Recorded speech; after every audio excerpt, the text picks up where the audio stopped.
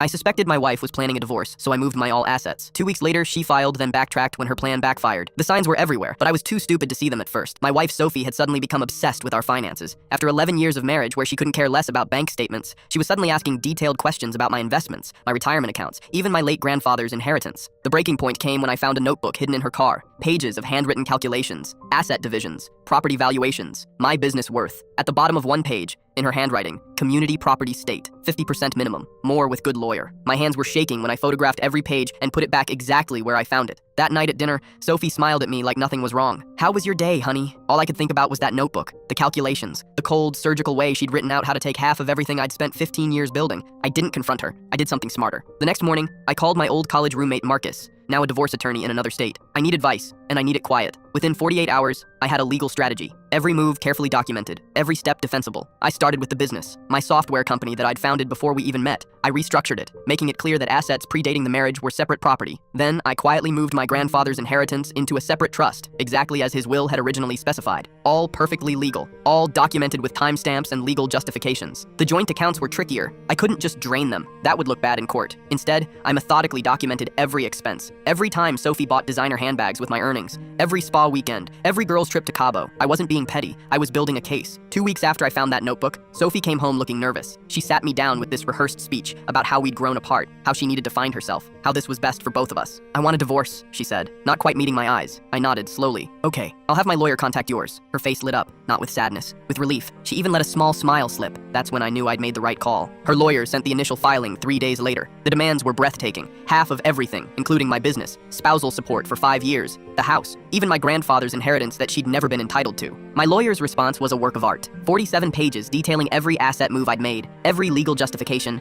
every timestamp proving these were legitimate business decisions made before any divorce filing. We attached the photos of her notebook, the calculations, the planning. Most devastating was the evidence of her affair, because once I started looking, I found it. Hotel charges on a credit card I'd forgotten she had access to. Text messages with someone named David, her personal trainer David, the one she'd been seeing 3 times a week for 6 months. Her lawyer called mine within 24 hours. "We need to talk." Sophie showed up at the house that night, mascara running. "You moved everything. You planned this." "No," I said calmly. "You planned this. I just protected myself." She started crying, real tears this time. "I made a mistake. Can we work this out? Maybe counseling?" I showed her the text messages with David, the hotel receipts. Was this a mistake too? Her face went pale. The final settlement was nothing like her original demands. No business stake, no inheritance, no spousal support. Just an even split of actual marital assets, and she had to cover her own legal fees. Last week, she sent me a long email about how I'd manipulated everything, how I'd planned this from the beginning, how I was vindictive and cruel. I read it once, then deleted it. She was right about one thing though. I did plan it, just 2 weeks before she filed. But that was enough. In the end, her biggest mistake wasn't the affair. It was leaving that notebook where I could find it.